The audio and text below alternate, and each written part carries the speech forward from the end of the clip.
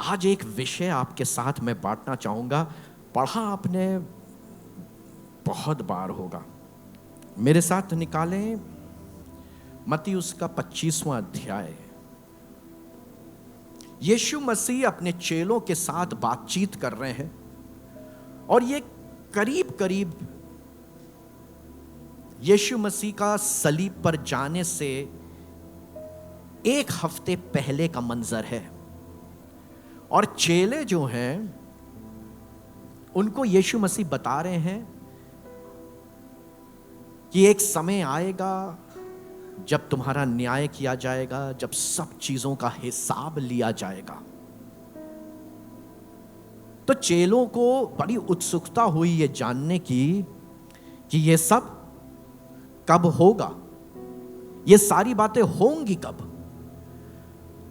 यीशु मसीह उन्होंने डायरेक्ट कभी कोई बात नहीं बताई।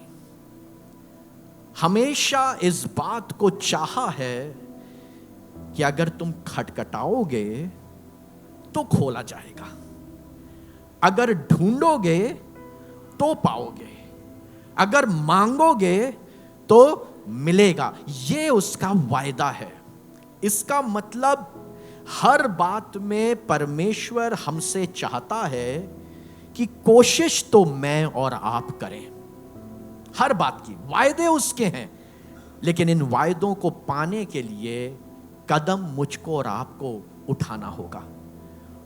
और यीशु मसीह से जब चेले ये सारी बातें कर रहे थे तो उन्होंने सारी बातों को कुछ ना कुछ दृष्टांतों के माध्यम से समझाने की कोशिश करी। आज एक बड़ा प्यारा सा दृष्टांत जो बड़ा खूबसूरत भी है, और वो ऐसा है कि परमेश्वर ने अपने लोगों को बताया। क्या बताया?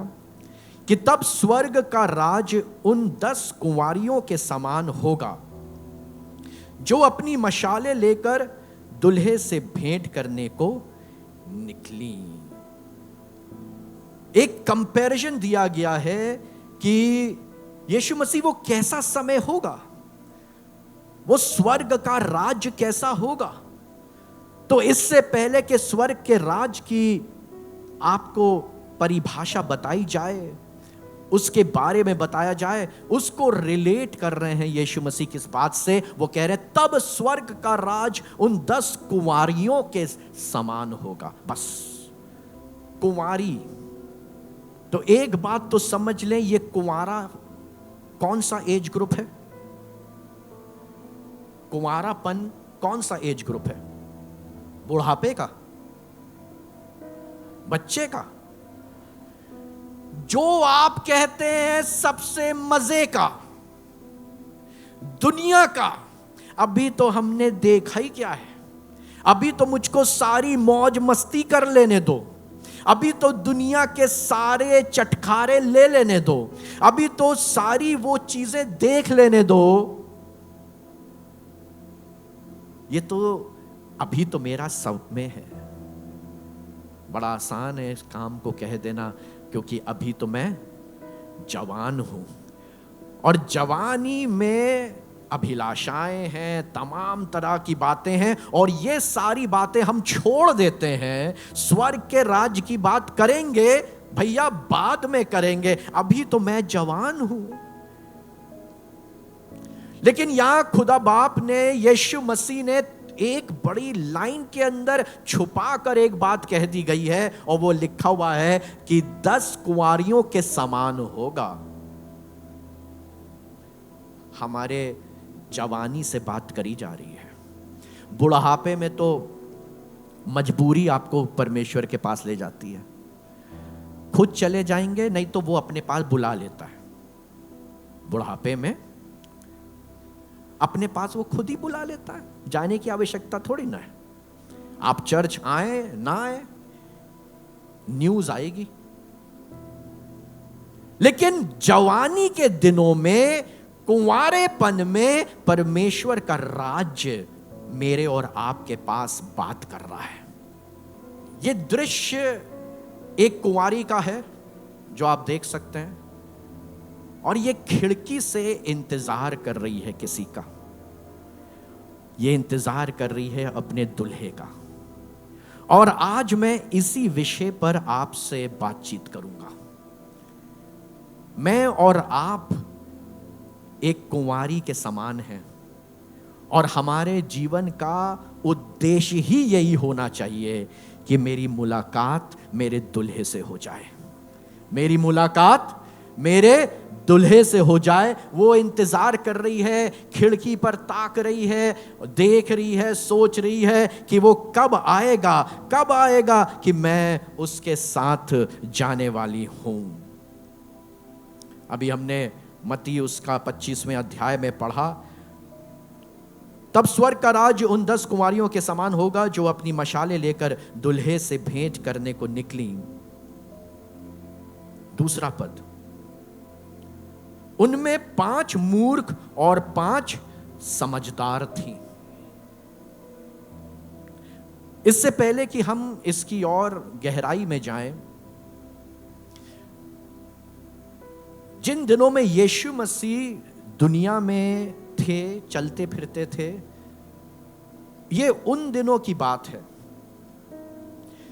यहूदी कल्चर के अंदर विवाह का एक तरीका था और यीशु मसीह ने उसी विवाह के तरीके को यहां पर मेरे और आपके सामने प्रस्तुत किया। वहां पर विवाह 3 पार्ट्स के अंदर ऑर्गेनाइज करा जाता था। जो पहला पार्ट होता था वो पार्ट होता था लड़की का पिता और लड़के का पिता आपस में बात करते थे और निर्णय लेते थे कि इन दोनों की शादी करी जाएगी। ठीक है, ये किसने किया? बाप ने, लड़की के बाप ने और लड़के के बाप ने। फिर दूसरा जो पार्ट आता था वो पार्ट आता था लड़की और लड़का आपस में एक वाचा बांधते थे, कवनेंट करते थे कि हां, मैं तुम्हारे साथ ही अपना जीवन बिताऊंगा, मैं तुम्हारे साथ ही अपना जीवन बिताऊंगी। और ये वायदा एक कवनेंट के समान हुआ करता था। और जो तीसरा पार्ट होता था वो ये होता था कि दूल्हा उसी समय अपनी दुल्हन को नहीं ले जाता, वो समय लेता था, अपने बाप के साथ जाता था और लड़की को लाने की तैयारी करता था, अपने घर को ठीक करता था, अपने मकान को ठीक करता था, उसके लिए जगह तैयार करता था, अपने आप को तैयार करता था। और फिर एक समय होता था जब वो दूल्हा आता है और अपनी दुल्हन को अपने साथ ले जाता है। ये 3 पार्ट समझ में आए? शुरुआत का बाप लोगों का आपस में बातचीत करना, दूसरा वायदा करना और तीसरा अपनी दुल्हन को ले जाना। आज के समय में जब हमने ये दूसरा पद पढ़ा तो यहां पे बड़ा कंफ्यूजन आ गया।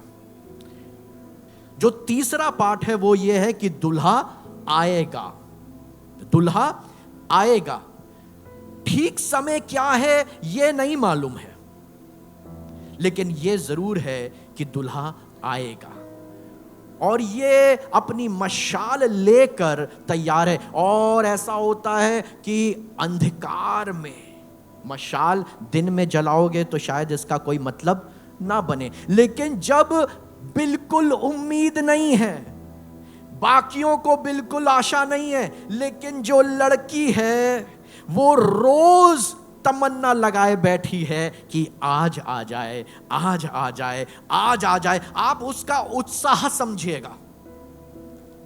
आज मैं और आप पता क्यों उत्साहित नहीं है? क्योंकि हम वो कुंवारी ही नहीं है जिसको दूल्हे का इंतजार हो। लेकिन ये कुंवारी याद कर रही है, इंतजार कर रही है, तमन्ना कर रही है, प्लीज आज आ जाओ ना, प्लीज आज आ जाओ ना। वो रोज चाह रही है कि वो आज आ जाए, आज आ जाए, आज आ जाए। और इसलिए उसके इंतजार का जो तरीका है वो बिल्कुल अलग है। वो अपने हाथ में मशाल लिए वो देख रही है, कहीं दुल्हा आ तो नहीं रहा है, कहीं दुल्हा आ तो नहीं रहा है, क्या मैं जल्दी से जाकर उससे मुलाकात कर लूं। ये जो मशाल आप हाथ में देख रहे हैं ना, ये मशाल मेरी और आपकी पहचान है। ये मशाल मेरी और आपकी वो तैयारी है जो मैं अपने दुल्हे के लिए करती हूं। ये मशाल छुप नहीं सकती। हां, दिया, बाइबल में लिखा हुआ है कि दिए को क्या कोई पलंग के नीचे रखता है छुपाकर? कहां रखता है? ऊंचाई पर रखता है। लेकिन ये दिए की बात नहीं है, ये मशाल की बात है। मशाल को तुमको हाथ में लेना होगा, मशाल को तुमको ऊपर उठाना होगा। मशाल की आग तुम्हारी दूर तक दिखाई देगी। यह तुम्हारा प्रोक्लेमेशन है that you love Lord Jesus Christ. आज हम इस मशाल को भी उठाना पसंद नहीं करते। क्या हम अपनी मशाल लाए हैं? क्या हम ये दिखाने के लिए लाए हैं कि मैं यीशु का हूं, मैं कुंवारी हूं, मेरी मशाल ये है, मैं इसको ऊपर दिखाऊंगी ताकि पूरी दुनिया देख ले कि मैं किसी और की नहीं। लेकिन एक 10 कुंवारियों में से इन कुंवारियों के बारे में लिखा गया है कि इसका वर्णन जो किया है वो ऐसा है कि मशाले लेकर दूल्हे से भेंट करने को निकली। उनमें से 5 मूर्ख और 5 समझदार थीं। अब आप कहेंगे, अगर कोई व्यक्ति पहले से ही समझदार है और कोई व्यक्ति पहले से ही मूर्ख है तो वो मूर्खता के काम तो करेगा। उसमें इन बेचारी कुंवारियों की क्या गलती है? वो तो मूर्ख हैं। 5 तो पहले से ही मूर्ख हैं और 5 पहले से ही बुद्धिमान है। तो बुद्धिमान वाली बुद्धिमानता का काम करेंगी और मूर्ख वाली मूर्खता का काम करेंगी। लेकिन ऐसा है नहीं। यहां पर बुद्धिमान और मूर्ख, मालूम है, हम में ही सब बैठे हुए हैं। हम मूर्ख और बुद्धिमान खुद बन सकते हैं। यह मेरी और आपकी सोच पर है। आइए पढ़ें मत्ती उसका 7वां अध्याय और उसके 24वां पद। इसलिए जो कोई मेरी ये बातें सुनकर, अब समझिएगा, हां बोला जा रहा है, तकलीफ होगी, यस इट इज डिफिकल्ट। रात में 12 बजे से 2 बजे तक दुआ करना आसान नहीं होगा। बाइबल को नियमित रूप से पढ़ना शायद आसान आपके लिए नहीं है। समय निकालना आसान नहीं है। चर्च आना आसान नहीं है। लेकिन कहा जा रहा है बार बार, और ऐसा लिखा हुआ है, इसलिए जो कोई मेरी ये बातें सुनकर उन्हें, समझ गए आप? अब देखिएगा डेफिनेशन आपके सामने क्लियर होगी। ऐसा नहीं है कि क्योंकि आप मैथ्स में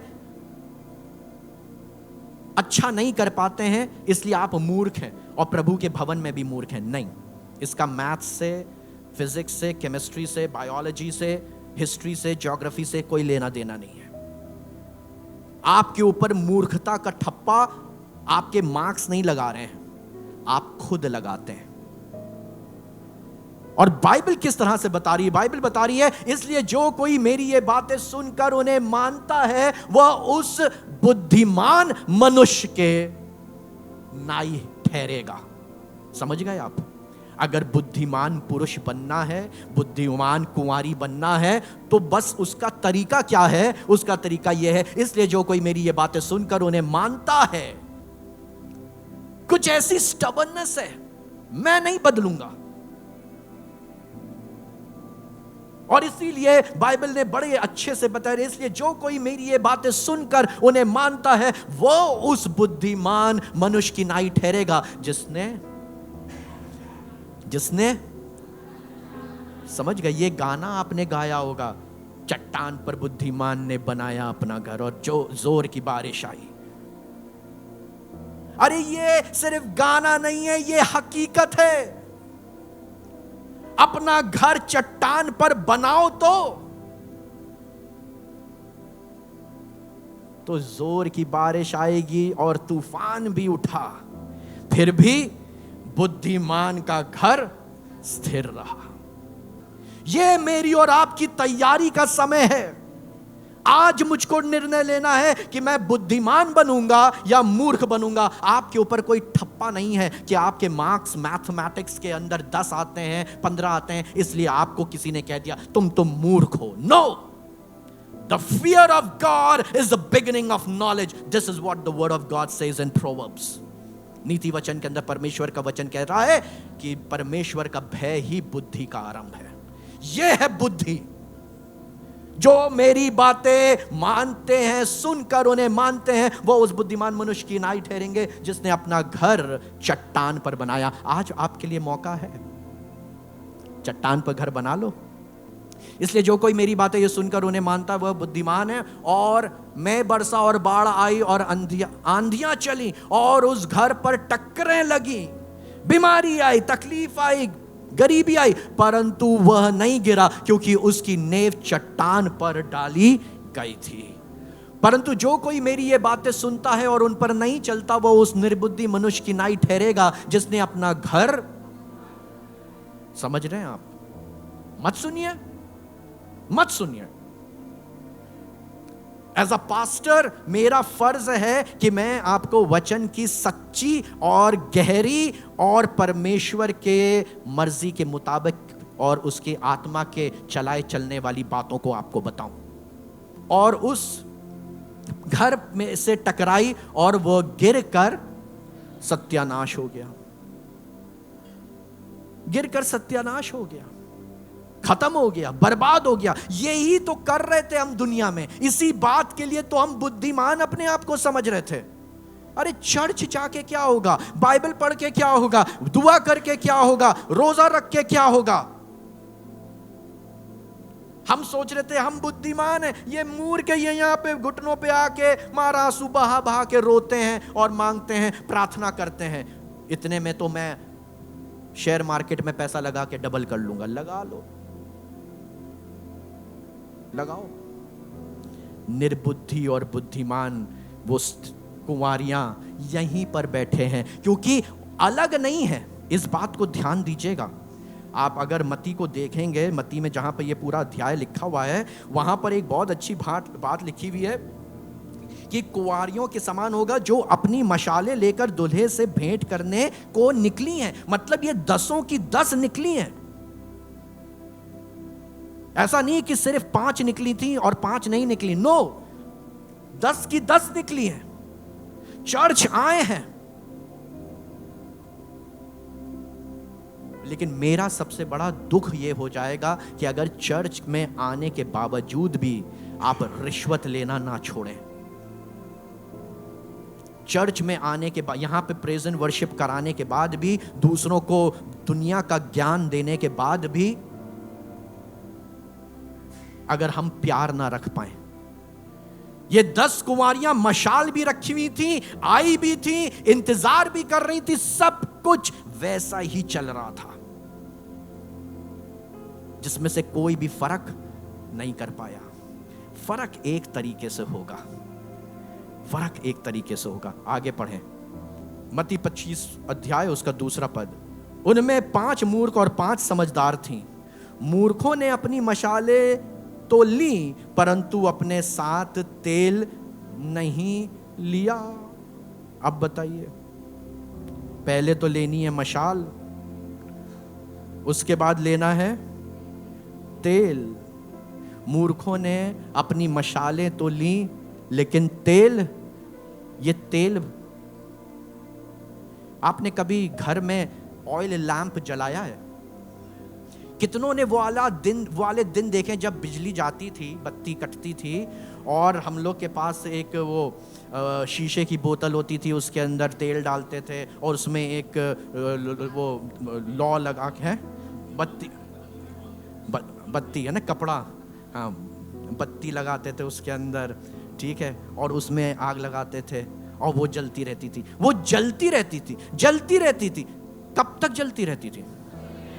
जब तक, इसका मतलब जलने के लिए तेल का होना आवश्यक है।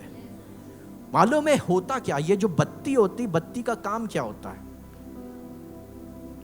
बत्ती मालूम है सोखती है, बत्ती तेल को सोखती है, सोखती रहती है, सोखती रहती है, सोखती रहती है। जैसे जैसे सोखती है तेल ऊपर जाता है, तेल ऊपर जाता है, वहां पर जलता है और नीचे से ऐसा ये काम चलता रहता है, चलता रहता है।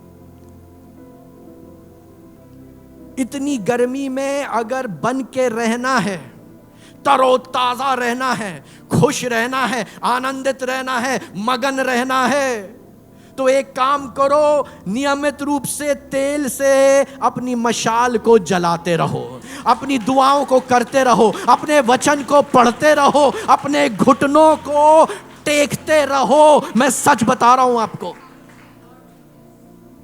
ये एक दिन का नहीं कि कल मुझे नौकरी चाहिए, ऐसा ही होता है। कल नौकरी लगनी है, इंटरव्यू जाना है, आज पूरे घुटने टूट रहे हैं। हस्बैंड बीमार है, हॉस्पिटल में है, तो आज घुटने टूट रहे हैं, अब तो टूटेंगे ही। लेकिन अगर तुम रोज घुटने तोड़ोगे ना अपने, रोज उसके सामने झुकोगे, रोज उससे प्यार करोगे, रोज उसकी तरफ देखोगे, रोज वचन पढ़ोगे, रोज प्रार्थना करोगे, आप उस पेड़ के समान हो जाओगे जो रोज सामर्थ को ले रहा है, रोज सामर्थ को ले रहा है। और जब ऐसा करोगे तो हरे भरे एक दिन के लिए नहीं, लेकिन हमेशा के लिए रहोगे। और ये जो 5 थी वो क्या लेकर आई? मशालें तो लेकर आई, लेकिन अपने साथ तेल नहीं लाई। ऐसा लिखा हुआ है, मूर्खों ने अपनी मशालें तो ली परंतु अपने साथ तेल नहीं लिया। अब समझदार वाली कौन है? चौथा पद, परंतु समझदारों ने अपनी मशालों के साथ अपनी कुप्पियों में तेल भी भर लिया। Hallelujah, hallelujah. जो बुद्धिमान हैं वो क्या कर रहे हैं? अपनी मशालों के साथ एक्स्ट्रा ऑयल भी लेके चल रहे हैं, एक्स्ट्रा ऑयल लेके चल रहे हैं। एक काम कर लो, जो ये एक्स्ट्रा ऑयल है ना, इसको अपने साथ लो, इसको अपने साथ रखो। पूरे दिन के अंदर अपने जीवन में निर्णय लो कि नहीं, चाहे मैं रात में कितना भी थका हुआ होऊंगा, मैं समय में आपको नहीं बांध रहा हूं, लेकिन मैं सिर्फ आपसे निवेदन कर रहा हूं, सोने से पहले खुदा बाप का धन्यवाद जरूर दिया करो। अब जो आगे होने वाला वो बहुत इंटरेस्टिंग है, जो अब आगे होने वाला है। परंतु समझदारों ने अपनी मशालों के साथ अपनी कुप्पियों में तेल भी भर लिया। 5वां पद, जब दूल्हे के आने में देर हुई तो वे सब ऊँघने लगीं और सो गईं। जब दूल्हे के आने में देर हुई तो ये जो मशाल लाई है और जो तेल लाई है वो भी सो गई है। देख रहे हैं आप, जो सिर्फ मशाल लाई थी और एक्स्ट्रा ऑयल नहीं लाई थी वो भी सो रही है, जो लेकर आई थी वो भी सो रही है। मतलब सोना गलत नहीं, तरीका बनाया भैया, दिस इज गॉड्स वे। हमारे ये यीशु मसीह ने हमको ऐसा ही बनाया है, यीशु मसीह ने बनाया ही हमको ऐसा है कि रात में सो और सुबह काम करो। तो गलत कुछ नहीं है अगर तुम सोते हो, हां, लेकिन अगर तुम सवेरे भी सो रहे हो, इसका मतलब यहां पर ये दोनों सो रही हैं। और क्यों सो रही है मालूम है? क्योंकि दूल्हे के आने में देरी हो गई।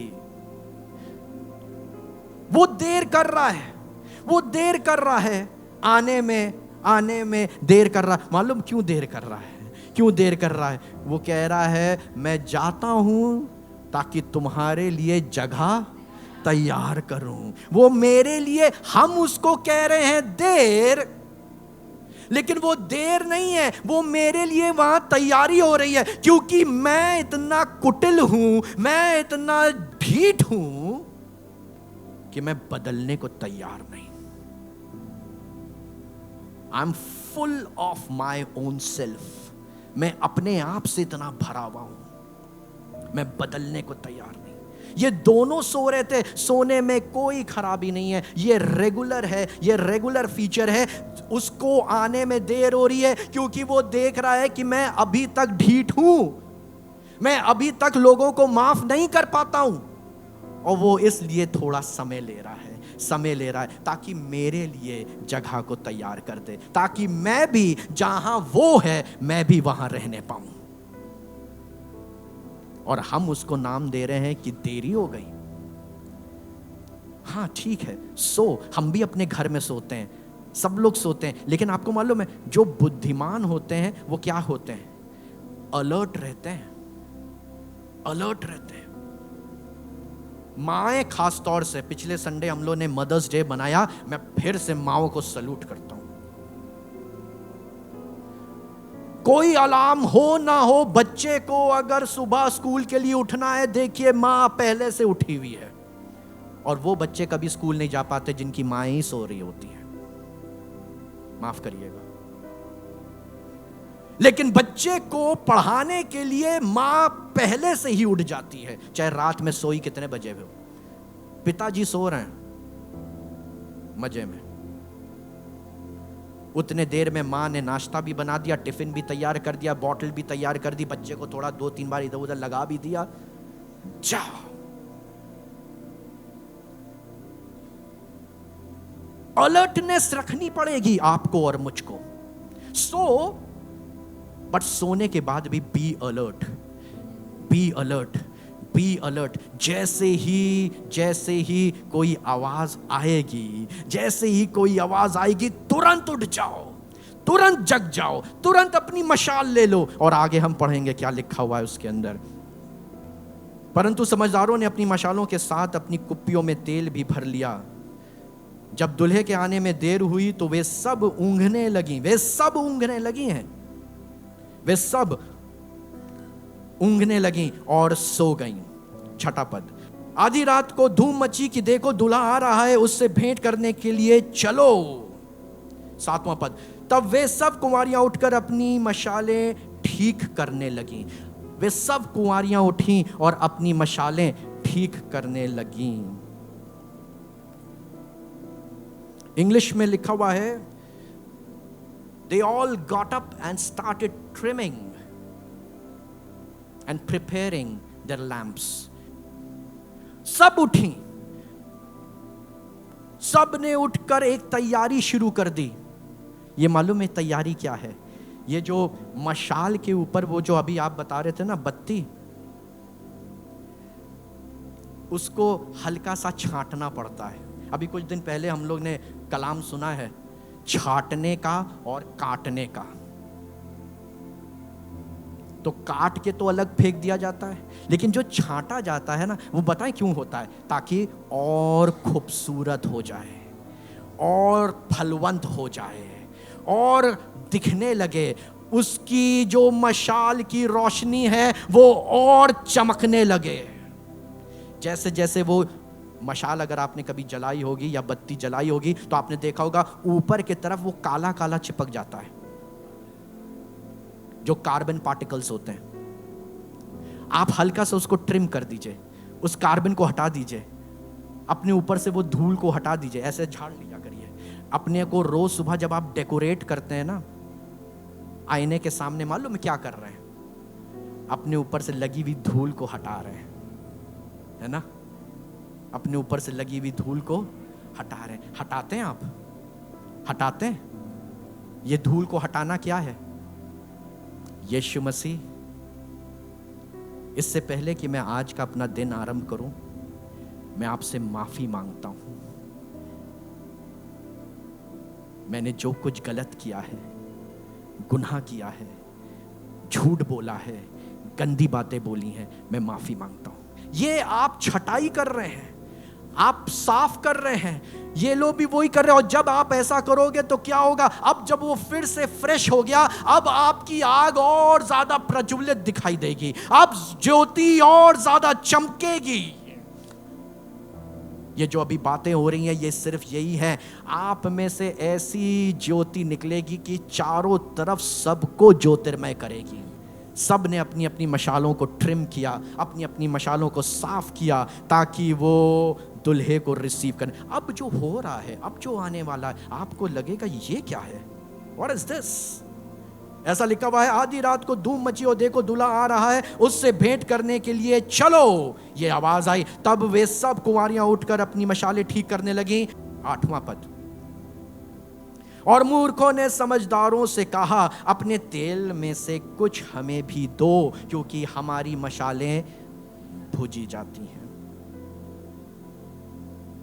अपने तेल में से हमें कुछ दो, क्योंकि हमारी मशालें बुझी जाती हैं।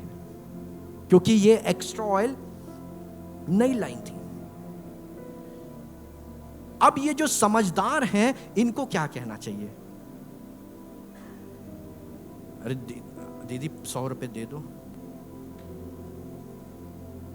Thank you, God bless you, बहुत अच्छी हैं। इधर किसी के पास है पेन? पेन दे दो यार। किसी के पास कुछ खाने के लिए है? चिप्स कुछ है? बिस्किट? Thank you Jesus. अच्छा, हालेलुया, हालेलुया इस बिस्किट के लिए, हालेलुया इस पेन के लिए, हालेलुया इस 100 रुपए के लिए। पादरी साहब अपनी अनॉइंटिंग दे दीजिए।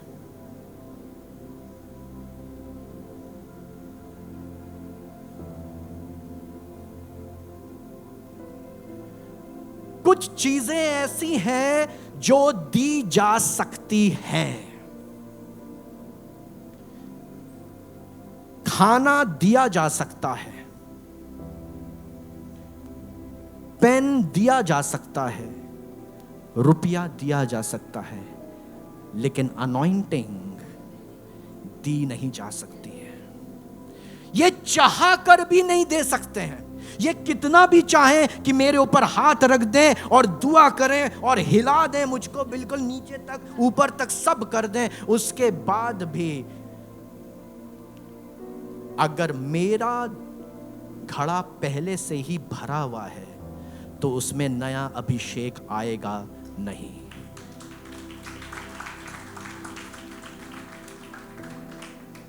अनॉइंटिंग के लिए मुझे खुद घुटनों पर आना होगा। बरकतों के लिए मुझे यीशु से खुद प्रार्थना करनी पड़ेगी। मैं किसी से, ये ऐसा नहीं कि ये बुरे व्यक्ति हैं, ये सब आप लोग सब अच्छे लोग हैं। ये जो 10 कुंवारियों में से 5 कुंवारियां थीं जो अपने साथ एक्स्ट्रा ऑयल लेकर आई थीं, इनको बुरा मत बनाओ कि इन्होंने उन 5 को देने से मना कर दिया।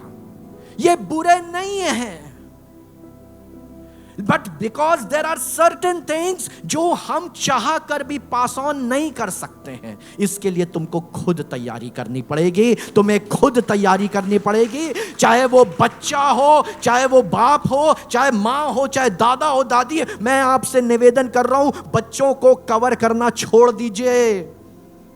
बच्चा जब गलती करे तो उसको टोकिए। बच्चा जब चर्च में ठीक से नहीं बैठे तो उसको बैठाइए।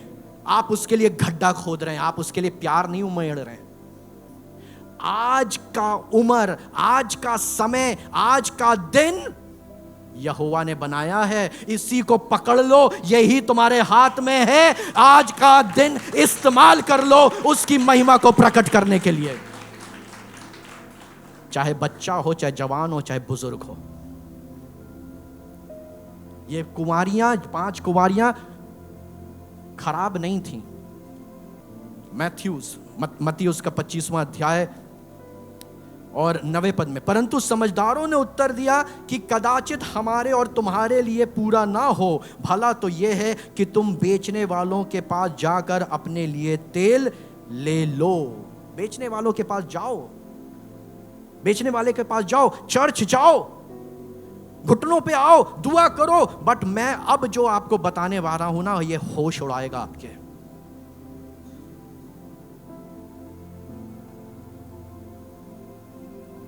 हाँ, मिलेगा, तेल मिलेगा, चर्च जाओ, प्रार्थना करो, बाइबल पढ़ो, दुआ करो, घुटनों पे आओ, उपवास रखो, सब करो।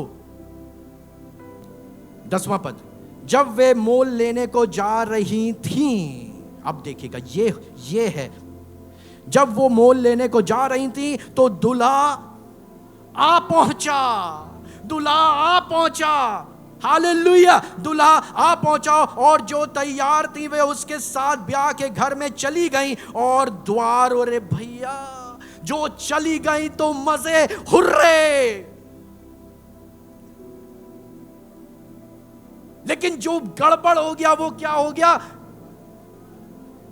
जो तैयार थी वे उसके साथ विवाह के घर में चली गईं और द्वार बंद हो गया, द्वार बंद हो गया, बंद हो गया।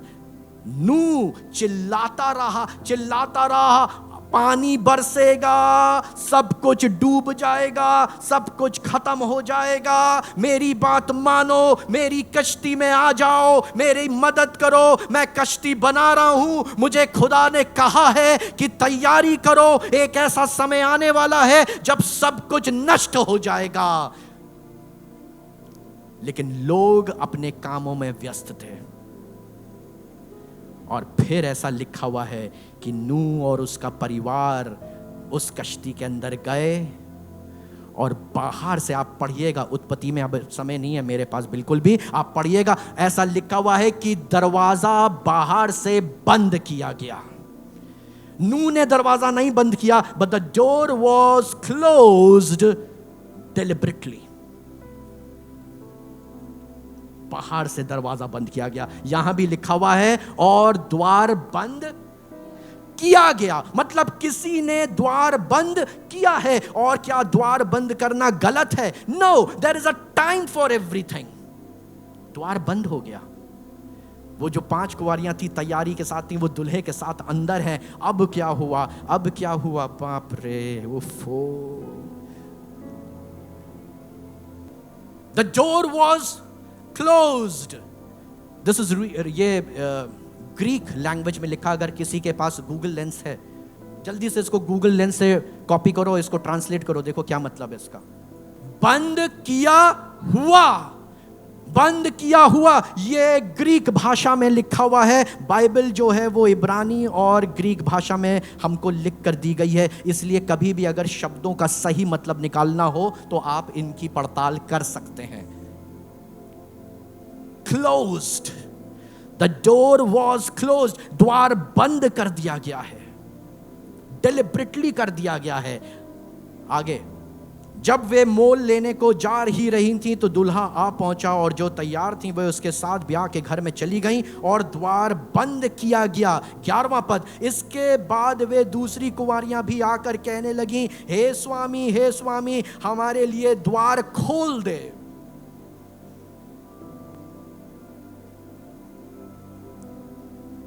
कभी कभी कुछ चीजें समय के साथ होती हैं। एक समय है, द्वार बंद हो जाएगा। आप कभी फ्लाइट में गए हो, एरोप्लेन में गए हो, एक समय है आपको अंदर आने दिया जाता है, लेकिन एक समय के बाद द्वार जो वो बताती नहीं है अंदर, बताती हैं कभी, अगर जो लोग गए होंगे मालूम होगा, ठीक है। इसको ऐसे पेट की पट्टी को ऐसे बांध लें और ये सब करें, बट द्वार बंद हो गया, नीचे से सीढ़ी हट जाती है, अब जाइएगा भी नहीं, कूदिएगा भी नहीं।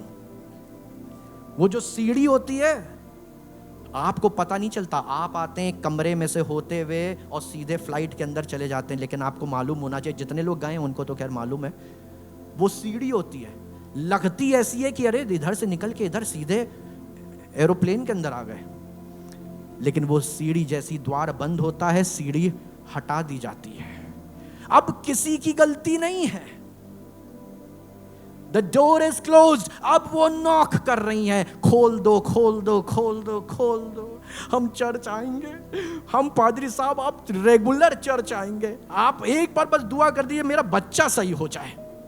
आप दुआ कर दीजिए हम रेगुलर चर्च आएंगे, हम रेगुलर चर्च आएंगे, हम टाइथ भी देंगे, हम बाइबल भी पढ़ेंगे, हम प्रार्थना भी करेंगे, हम उपवास भी रखेंगे, हम घुटनों पर भी आएंगे। लेकिन दरवाजा तो बंद हो गया है। लेकिन अब जो आंसर आने वाला है ना, ये आपको विचलित करेगा। ये जो आंसर आने वाला है, आंसर देखिए, बस खत्म। इसके बाद वे दूसरी कुंवारियां भी आकर कहने लगी, हे स्वामी हमारे लिए द्वार खोल दे। 12वें में उसने उत्तर दिया। ये कौन उत्तर दे रहा है? ये दुल्हा उत्तर दे रहा है।